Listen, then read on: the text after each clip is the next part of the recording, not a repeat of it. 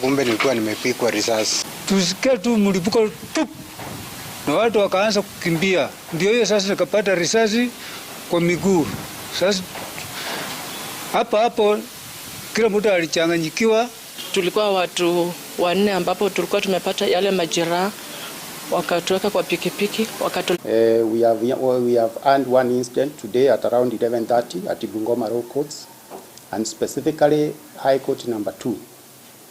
One DCI officer, who is an investigating officer, IO, in a case, accidentally discharged 1 round of ammunition from his Seska pistol, and that round ricocheted and injured slightly the following people. One prison officer who was injured at the shin slightly, and two male civilians, and another female civilian, both slightly. It is not serious. And the officer himself was also injured on the hip, where he enhosted the firearm. We have visited the scene and processed it. The victims have been taken to hospital in stable condition. As I have seen, they are slight injuries. And we have equally commenced the investigations on what transpired. But as I've said, it was accidental. It was not intentional. Right? We want to reassure the judiciary of their safety and cooperation in this matter. And we are going to do everything possible to ensure that this kind of an incident doesn't occur in future. Unajua yeye pia ameumia, so tumempeleka hospitali, but we have recovered the firearm na we are going on, tutafanya uchunguzi kuanzia sasa. Tunaendelea na uchunguzi. Alikuwa na bunduki aina ya Seska za pistol. Yeah. So we want to assure members of public of their safety. That is an accident, and we'll ensure moving forward that we'll put every measure to ensure that no such case happens. And to other stories, a post-mortem conducted on the body of a construction worker who died at Talanda Stadium in Nairobi has revealed that he died from drowning and sustained severe head injuries. The deceased, identified as Sami Chengo, had been reported missing earlier this month while working at the stadium. His body was discovered a week later within the facility, prompting investigations into the circumstances surrounding his death. Authorities say investigations are ongoing to determine whether foul play was involved. The police have assured Chengo's family that they will expedite the probe to establish how they ended up dead. He ended up dead inside the construction site. Kupata majeraha katika mgongo na mbele na kichwa alikuwa amewongwa. Maswali yetu kuu, nani alifanya haya na alifanya kwa nini? Nini inaweza fanya mtu amuue mwenzake? Na kutoka tangu alipouliwa, mbona serikali yetu ya Kenya haijachukua hata dakika ishughulike kwa ajili ya familia hili? Freddy kaambiwa kuna manguo zimepatikana changing room, niende. Lienda kapewa manguo, nikakonfirm, nikapata ni zake. Sasa vile nilifika kwa ofisi, foreman akapigiwa akaniletea hizo manguo. How come the hole which was full of water which he was found in was covered, according to the person who found out? If indeed he slipped and fell, then you would expect that particular hole would be open, because a human person going through a hole would definitely leave it open. But we hear that the person who found it had to remove the wood that had actually covered that particular hole. So who actually did that? Now to the corridors of courts, the High Court in Nairobi has declared illegal and unconstitutional the decision by the Director of Public Prosecutions to review and withdraw corruption-related charges against cooperatives and MSMEs Cabinet Secretary Wycliffe Oparanya. Justice Benjamin Musyoki, sitting at the Milimani Law Courts on Tuesday quashed the DPP's July 8, 2024 letter directing the closure of Oparanya's file, ruling that the decision violated constitutional principles of transparency and accountability. Oparanya, a former Kakamega governor, had been set to face prosecution over allegations of conflict of interest, abuse of office, money laundering and conspiracy to commit corruption involving 56.7 million shillings linked to the county government contracts. The court held that the DPP overstepped its mandate by considering fresh evidence submitted by Oparanya's lawyers without subjecting it to further investigation by the Ethics and Anti-Corruption Commission, EACC.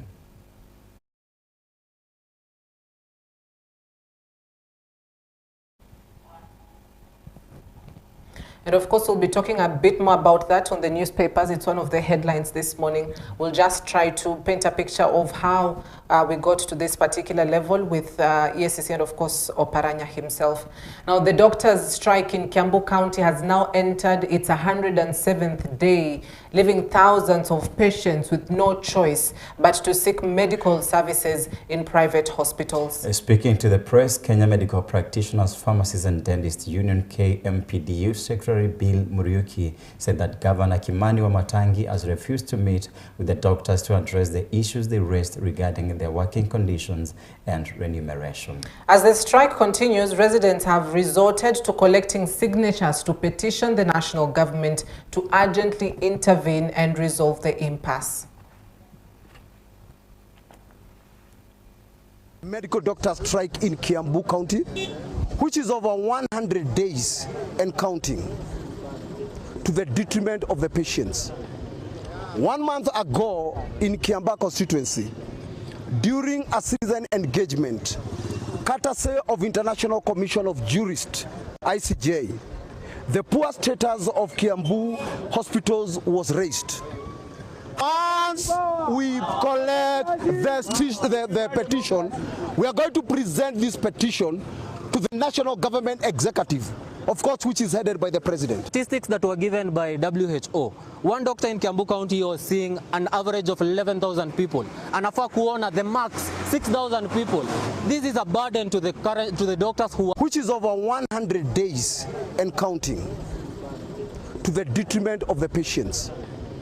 1 month ago in Kiamba constituency, during a citizen engagement, courtesy of International Commission of Jurists, ICJ, the poor status of Kiambu hospitals was raised. Once we collect the petition, we are going to present this petition to the national government executive, of course, which is headed by the president. Statistics that were given by WHO. One doctor in Kiambu County was seeing an average of 11,000 people. And Afa Kuona, the max... Police in Ruiru have seized 138 cartons of suspected counterfeit liquor in Gatongora area following a tip-off from local residents. Confirming the incident, Ruiru police said one suspect was arrested during the operation and is scheduled to be arraigned in court. The confiscated liquor has been taken to the government chemist to analysis to determine its contents as potential health risks. The police assured residents that they are intensifying efforts to curb illegal liquor trade in the area, warning that unscrupulous traders will face the full force of the law. Gatongora sub-location, kuna pombe haramu ambayo tumepata due to intelligent report ambayo tumepata, na tumepata ni pombe haramu karibu cartons 138 cartons ambayo they are contained different assorted brands. Wanatumia chupa ama ya kampuni kama breweries, Kwal, na huyu mwenye hapa amekuwa anatembea kila mahali. So tumeshapata hapa na wananchi ndio wametupatia hiyo habari, na tutaendelea kuhakikisha tumetoa hizi mapombe haramu hapa. Tumepata mshukiwa moja atafikishwa kotini kustakiwa, ako na license, lakini sasa mwenyewe wanatumia njia nyingine kuleta pombe haramu. Tumepata 138 boxes inatengenezwa tu hapa. So tumeshapata na tutasunguka kuhakikisha tumemaliza hii pombe haramu. Wameweka tofauti mbili na Jambo Ice na Jambo Ice. Unaona ni fake so tumepeleka hii kwa government chemist ndio tuchue contents. Hata vile imewekwa contents ya alcohol ni 15%. So unaona hata vile wametumia chupa ya kampani nyingine kuweka pombe ya haramu. Government chemist ndio wataamua, na unaona hata chupa ni tofauti. Wasikunywe hii pombe, ndio tumehimiza hao. Wao wanaangalia vizuri na ndio ni haramu sasa. Pombe haramu analetwa na wale watu. So tumehimiza watu waangalie vizuri sana. Kuru community kwa sababu wametuelekeza mpaka hapa. So the community policing, wananchi hapa wamesumbua sasa wananchi hapa. So tunahimiza watu patie habari, tuungane pamoja. A man and his partner have died following a tragic house fire that broke out early Tuesday morning in Mudhure village, Kabete constituency, Kiambu County. According to residents, the fire started while the two were asleep and spread quickly due to strong winds that blew through the area that night. Efforts by locals to rescue the victims and put out the blaze were unsuccessful because of the intensity of the fire and the prevailing weather conditions. Kabete Sub-County Police Commander Peter Kiboko confirmed the incident, adding that investigations have been launched to establish the cause of the fire. Wa hii kijiji walijaribu, wa hii Mudhure village walijaribu sana, lakini moto ikawa kubwa. Kijana alikuwa aokolewe, lakini kabla hajaokolewa akarudi nyuma kidogo aokoe msichana. Sasa moto ikawa kubwa sana, ikawa shida. Hii moto kulipatikana moto kwa hii nyumba na hii nyumba ikashomeka. So tulikuja hapa na tukajaribu sana vile tuwezavyo kutoa hii moto, lakini hatukuweza kwa sababu wakati simamoto ilikuja barabara ilikuwa kidogo. So tukajaribu kuingilia saidi ya juu ikakataa, tukaingilia chini ikakataa, lakini watu wa hapa walijaribu sana kwa sababu walikuja na madoo, tukajaribu na moto ikasima kidogo, lakini watu wa simamoto ilikuja ingine na tukaweka sasa hiyo pipe bili ndio iliweza kuingia hapa na tukazima moto. I think ni mashamba venye ilikuwa imegawa, but they need to come in and then to make sure that anything that happens, it's easy. People will be saved and buildings will be also saved. Pesa watu wawili wale walikuwa pale ndani, ambaye mmoja ni kijana ya mzee mwenye hiyo mboma na msichana mwenye mpaka saa hizi tunajaribu kutafuta alikuwa ni nani. So tunaomba wananchi watulie, tuendelee na uchunguzi.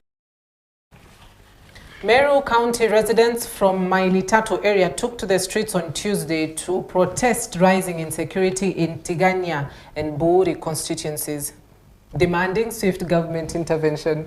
And speaking to the media during the demonstrations, the angry residents decried frequent incidents of livestock theft and attacks, saying the situation has left them living in fear. They further alleged that police response has been slow, claiming officers often cite lack of fuel for their petrol vehicles whenever cases of insecurity occur. The residents called on the national government and security agencies to act immediately to restore peace and order, warning that the worsening situation is threatening their livelihoods.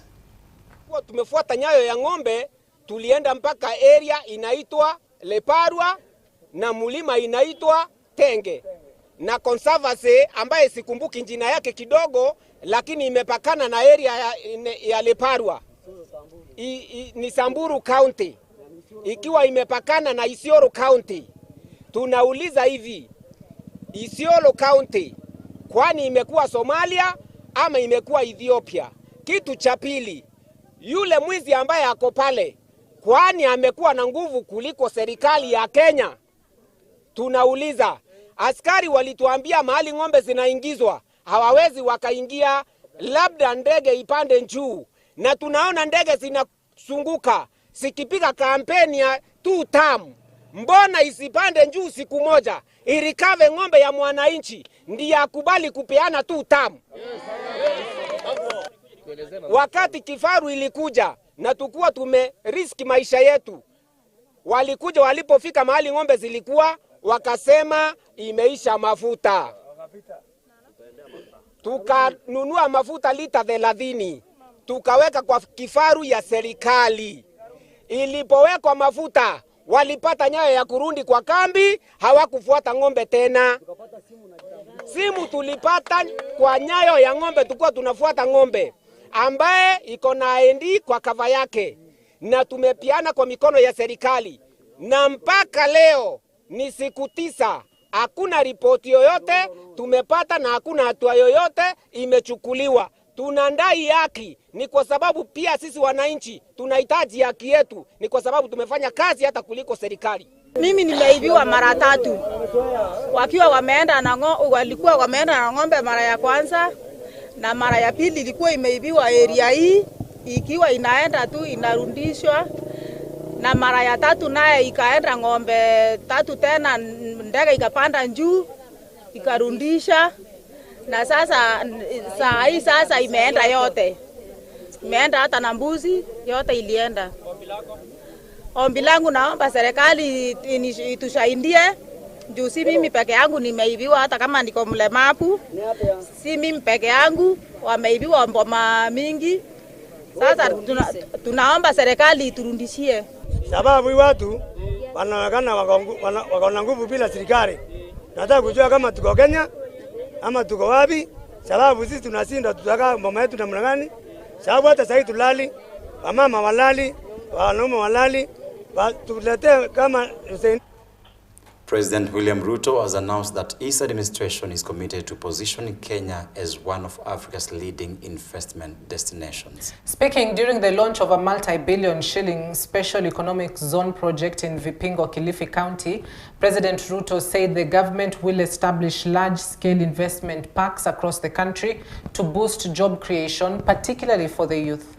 During the event, the head of state also witnessed the signing of a Memorandum of Understanding MOU between the Ministry of Trade and private sector partners to set up a motor vehicle parts manufacturing plant in Kenya. I just want to assure the investors who are here that government of Kenya is making policy decisions, whether it is fiscal, whether it is in the area of infrastructure, whether it is in the area of making sure that our special economic zones have the least bureaucracy, so that we can create a better hub of industrialization and manufacturing in Kenya. I can assure you that the people of Kenya are the most hardworking, the most learned, na ni watu wa kujituma, na ni watu wa bidii, na ni watu wa ambao they need minimum supervision. All right, allow us to take a quick break at that point, but we are coming back shortly with just the newspapers as well to take a look at what is making headlines across the Daily Nation and the Standard newspaper this morning. Thank you. Keep it there. We're coming back.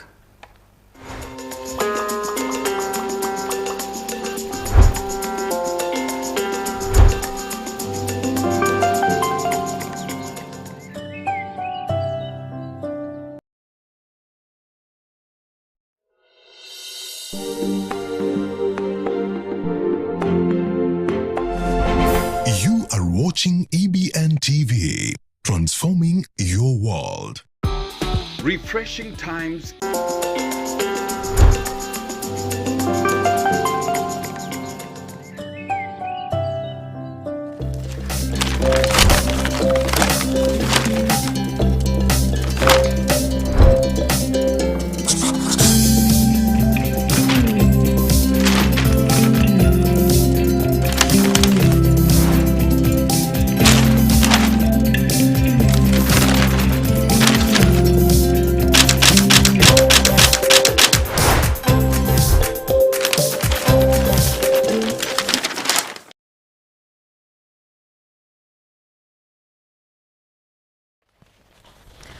Welcome back. Thank you for staying with us. You're watching Morning Live, 7:30 a.m. Would love to get into the newspapers this morning just to give you a picture of what is making headlines on the Daily Nation. Top of the page story, free school funds drop to 7-year low. Free school funds drop to 7-year low. Now there's a cash crunch in schools, and the amount allocated per learner so far this year under the free day secondary education program has dropped to 15,614 shillings out of the expected 22,000. An analysis of the disbursement has shown. Now, with schools scheduled to close at the end of next month, this will be the lowest amount since the Uhuru administration. Essentially, what the Daily Nation is saying is that there's a huge funding crisis in secondary schools. And this is not the first time we've heard of this story. This is something that dates back even to a few months ago. That is last term for schools, where we saw a situation where schools had to send students home just 1 week to the closing date. Why? There was no food in school. They have not paid, suppliers. They have not paid contractors. And so basically it's a cat and mouse games between school heads and these contractors and suppliers because of the debts that are owed, and they're not able to fully generate money within the schools because there's no other way of revenue. Essentially, it's either school fees from parents or this disbursement from the government.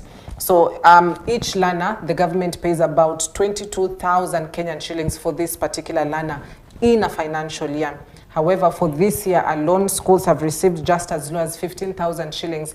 And, this may vary depending on schools or depending as well on the number of students that are being sponsored in school. So that is the biggest headline this morning on the Daily Nation. On day school funding drops to lowest level since Uhuru era. So it's a question on this free secondary or free education that we talk about. Is it still something that happens in this day, age and era? Now there could be arguments that this has gone way back even before the regime of Kenya Kwanza, but research also shows that this is the first time it has dropped to an all-time low in comparison as well to previous governments.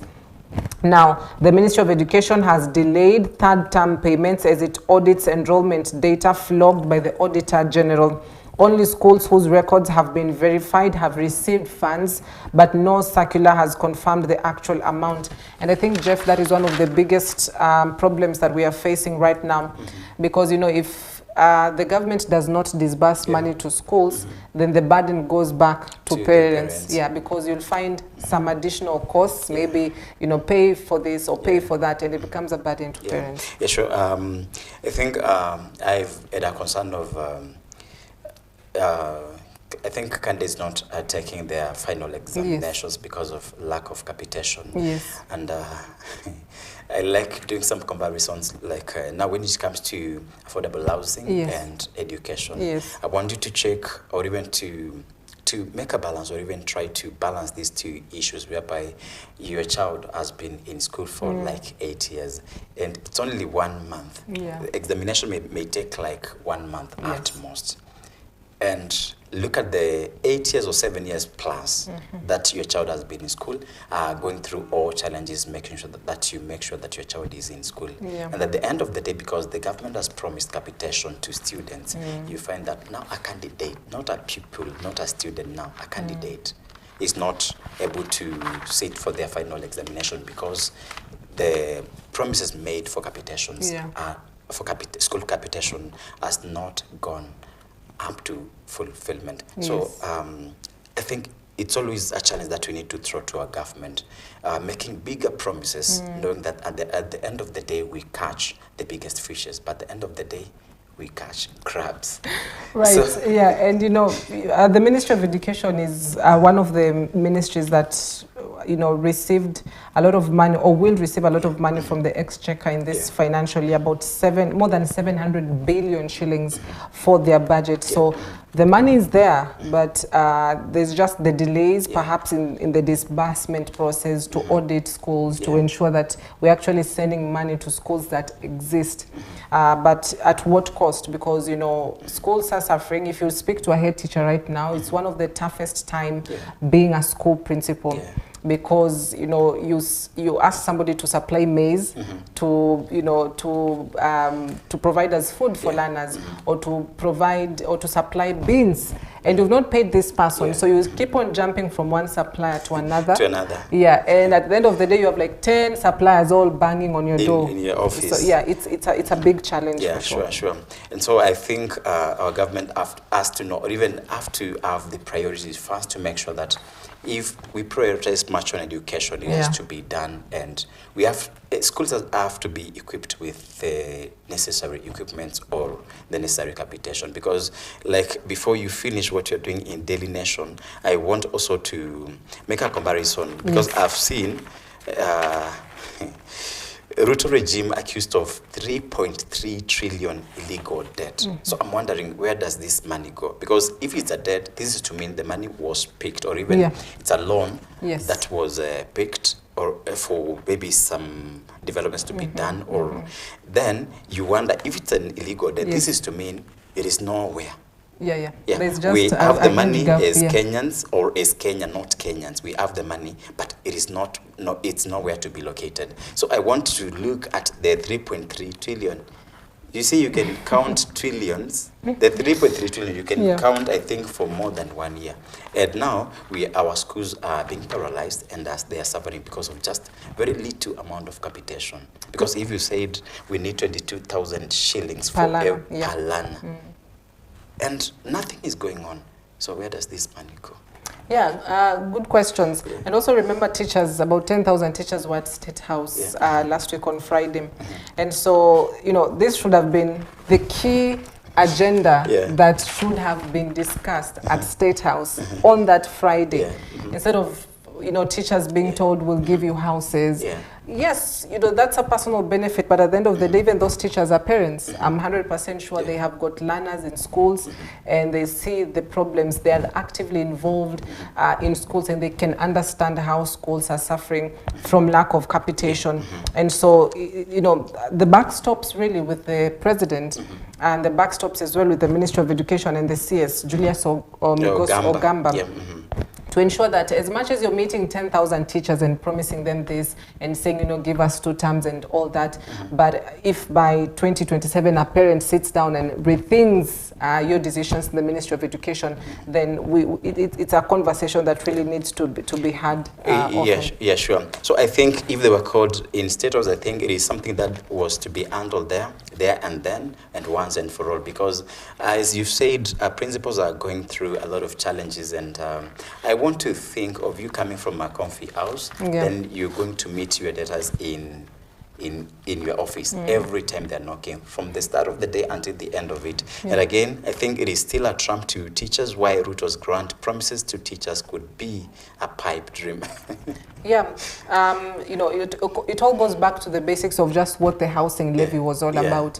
And within the law, as they were passing the housing levy bill, what was that bill stating? And so as we've seen often more than not, this is likely to attract perhaps a court battle, so that if you're having money for housing levy, let it just go to how it was meant to be.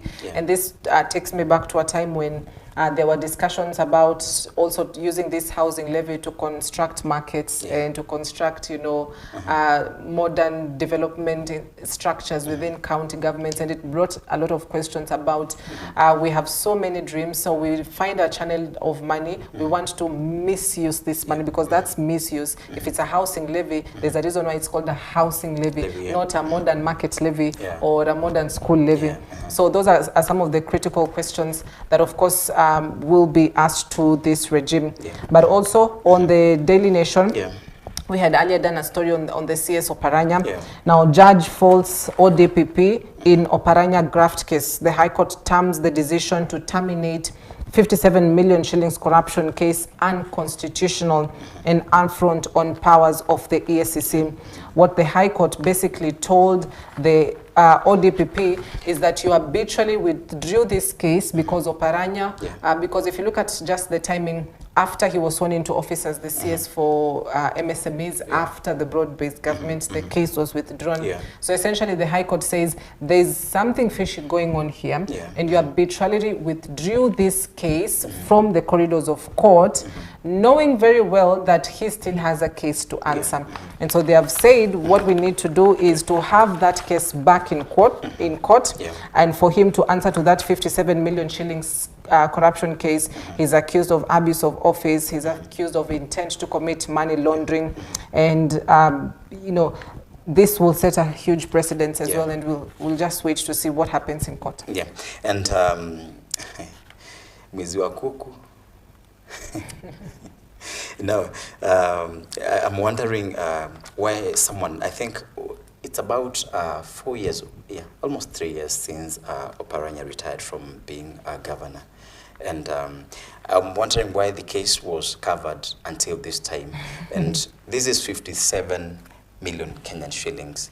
And as a country, we are so suffering, and I think we are cut off both legs economically. Yeah. Because now, if you do a calculations of maybe Oparanya going with someone like Oparanya going with 57 million shillings, plus other governors and other political leaders going with the same amount, where do you think we take our country is heading to economically? And again, I'm wondering, why should a case which looks like it's very true from the look of things, why should it take too long for any kind of research or any kind of analysis to be taken so that you can produce or even take the person to court for any kind of proceedings to unveil whether this thing was done?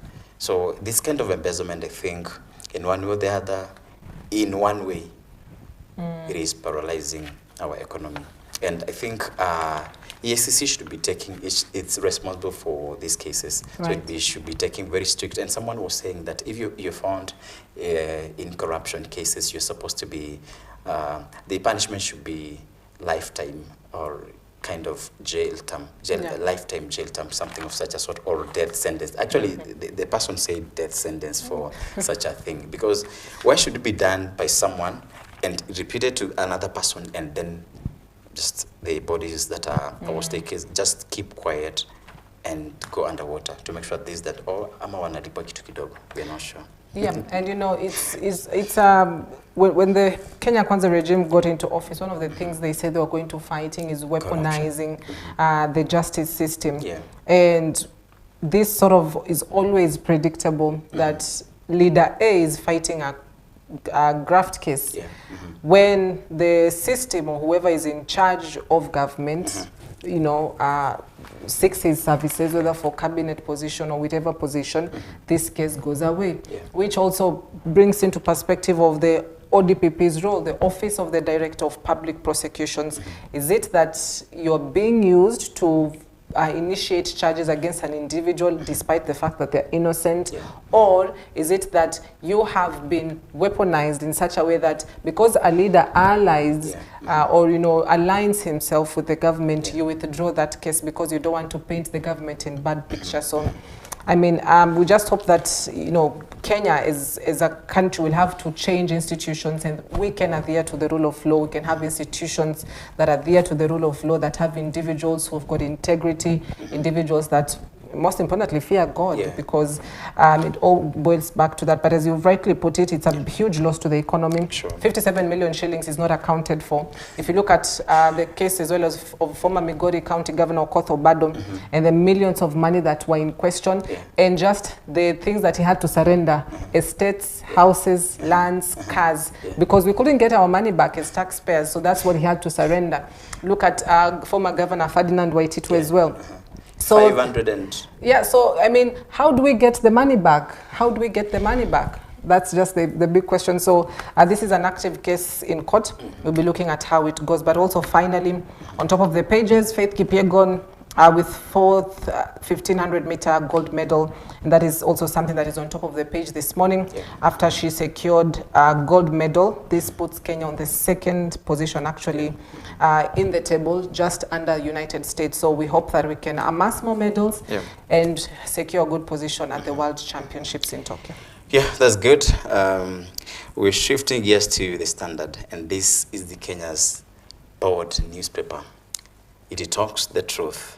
And we've got the issue of Agnes Wajiru, who was raped and murdered, and this is like 13 years ago, almost 13 years ago, and the case has not been rightly handled because the assassin or the person was associated with the rape and murder was not uncovered for that long time. But it's a reprieve or even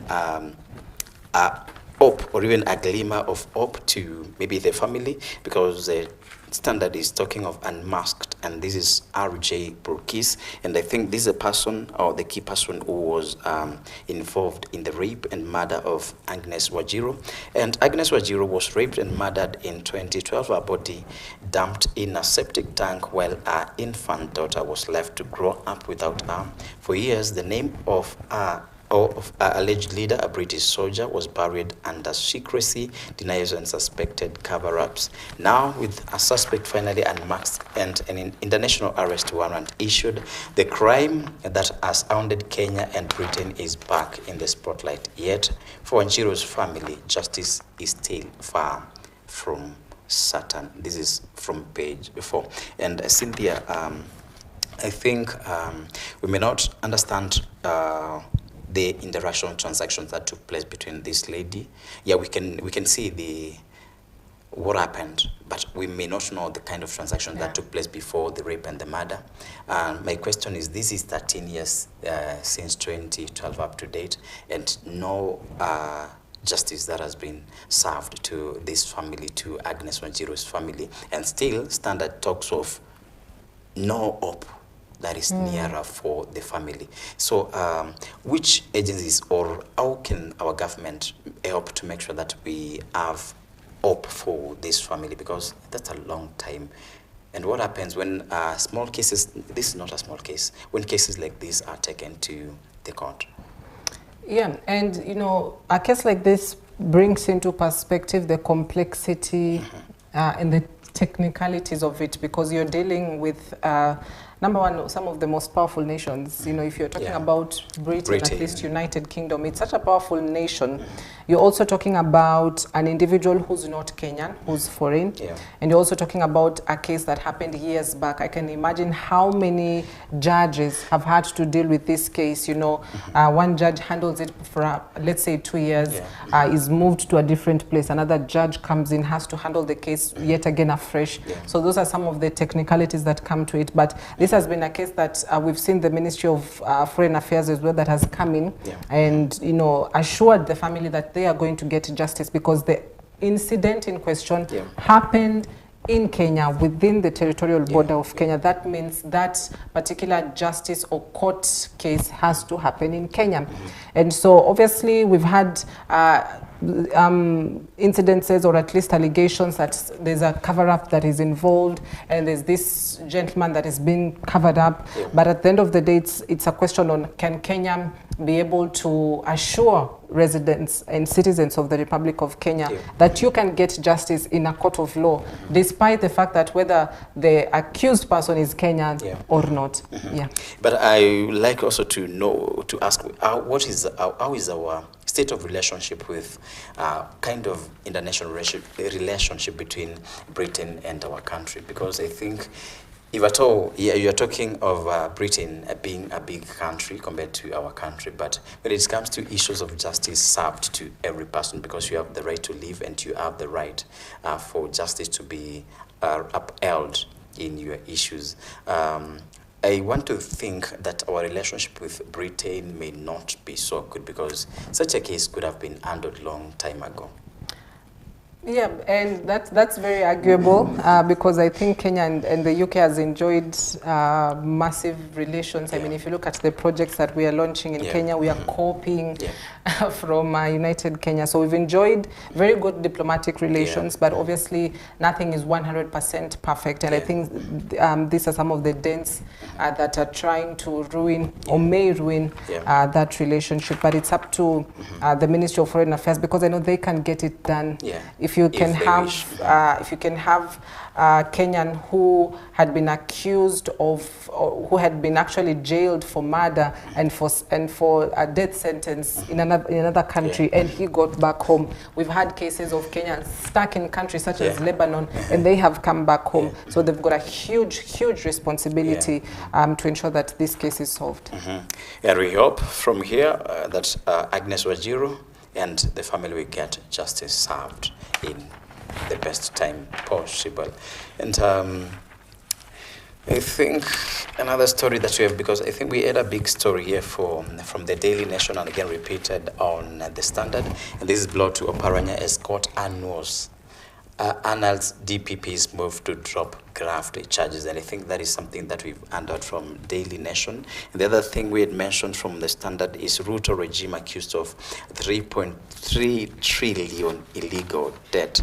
And I can read something before we try to do some kind of evaluation. Fraud examiner Bernard Mushere claims only 958 billion spent on development, raising questions over remaining funds. Kenya Kwanza has been big on mega projects, the most notable of which is the affordable housing program.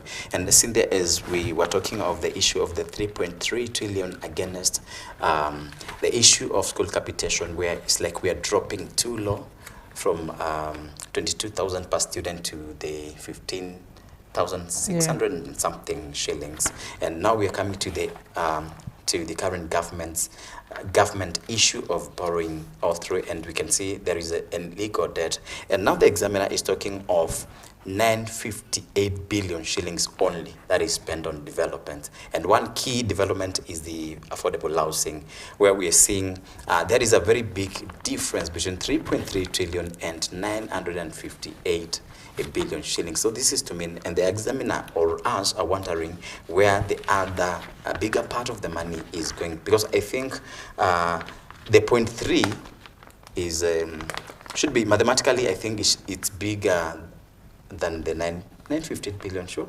Not quite. Not quite, but I think we have like 2.3 there, not 2 point, but 1.8 trillion shillings that is left, or more than that.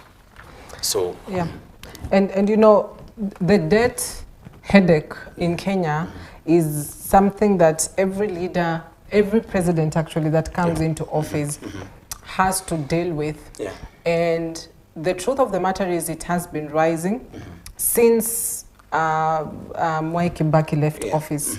If you compare Kibaki's, the late former president's period or tenure in office, and just how much he accrued as debt by the end of his term, then now talk about the former president Uhuru Kenyatta, 2013 to 2022, how much debt he accrued, and now President William Ruto. And recently, we had the statistics that said the current regime borrows 3.3 billion shillings daily. That means ever since they got into office to this particular year and date in time, they've borrowed more than 3 trillion Kenyan shillings. And so as we speak, our debt ceiling is at 11 trillion shillings. Our budget normally would come to about 3.9 trillion shillings, for instance, for this financial year. So we are having a huge debt, low budget. That means we can't develop the country as much as we want. And then now talk about the recurrent expenditure, money we spend to pay salaries within government workers, civil servants. It's a huge expenditure, so that needs to be cut down. We need to get more money into the development. But you know, Kenya is stuck in a cycle because we don't have enough money coming in as revenue. That means whatever little we collect through the Kenya Revenue Authority is money that we're supposed to pay salaries, we're supposed to develop, we're supposed to pay our debts. So it's this cycle that we are trapped in. But one thing that the head of state has failed in is to be able to control the debt that he has accrued within his regime, and he was very vocal about it during his campaign promises, slamming his then boss Uhuru Kenyatta, saying unakopa sana, tunakopa madeni mengi, and then you find yourself in the same position, and now you're told, okay, you make the decisions, and then now you make even worse decisions. Well, that is where we are as a country, and there is a Swahili saying that goes, samaki moja kioza wote uoza. Now, there is an issue that I'm seeing with our leaders, I think.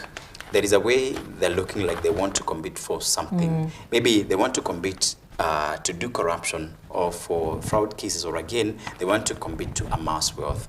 Because I want to think if my successor, my predecessor or successor, if my predecessor has been borrowing carelessly, and let's quote the word carelessly, if he's been borrowing and I get to the same thing, and there is the issue of dynasty here, where I want to reach a level where I want to look like someone else, maybe who I found in political fields. I want to develop some kind of fame. I want to develop some kind of popularity. So I think when it comes to the issue of this kind of illegal debt or borrowing, it's a way where it's like I want to borrow, and there are these fake receipts and invoices that you're given to make sure, to prove to people that certain development for certain money borrowed was done and completed. And that's why you can see the examiner here is talking about the issue of only affordable housing. Why affordable housing only? Why not another project? And he's very keen on what he's saying, that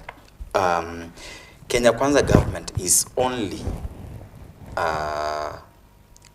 relying, or even is exerting its more force on the affordable housing. So the biggest question. Yeah, I'd call it a baby of the Kenya Kwanza regime. That and the Hustler Fund is something that the president has been very vocal on. So it's those projects where, you know, it's just, you can't touch those projects for President Ruto. And that's why, you know, he used this as leverage, you know. When you speak to teachers, we're going to give you affordable houses. You speak to athletes, we are going to give you affordable houses. You speak to a different group of people, we are going to give you affordable houses. So it's such a lucrative idea for an individual, especially a person who has not owned a house before. If you tell them, you know, I want you to own a house, Jeff, you know, my eyes are going to widen and I get very excited. But it's also a question on, will I give you this house the right way, legally, through money that I know has been collected appropriately and has been collected enough. Okay, and before we finish in there, I think there is a next up here that I have to read, because it gives some of the numbers that it's a long one, but we do it maybe in 1 minute. President William Ruto's administration borrowed some 3.3 trillion unlawful over the last 3 years, a fraud expert who has uncovered mega corruption scandals in the past has claimed. Bernard Mushere, a certain fraud examiner who worked as an auditor at the National Treasury for 4 decades, argues that Kenya Kwanza's loans do not tally with the development projects it has implemented. Mushere points out that only 958 billion has gone to development out of the 4.2 trillion he says Ruto's administration has incurred in public debt. Ruto has been on big mega projects, the most notable which is affordable project housing. And I think I skipped to another one. It means that wananchi have financed WSR William Samoei Ruto with 10.9 trillion within 3 years to finance their programs. What does that segment say?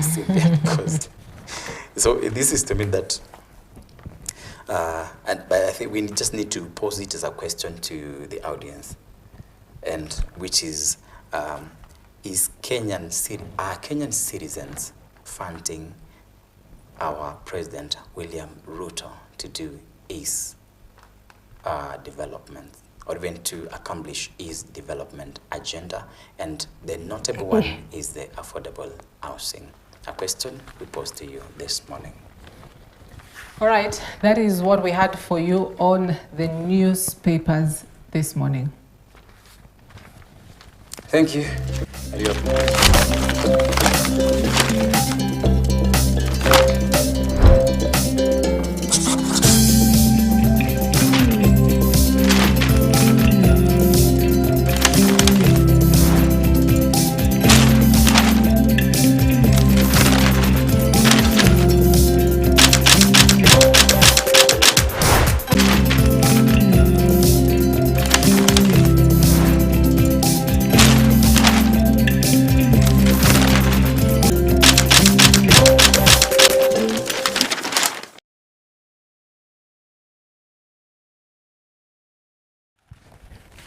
All right, that is where we wrap it up this morning. I hope you are up to speed on what is making headlines across these newspapers. We'd love to hear from you on various aspects that we've talked about this morning. Yeah, thank you, and thank you for being there. Thank you for watching. And to the unsung heroes and heroines back there making this program success, thank you, and may God bless you. Until next time, I'm JKS. I'm Cynthia Nanjala. Good morning.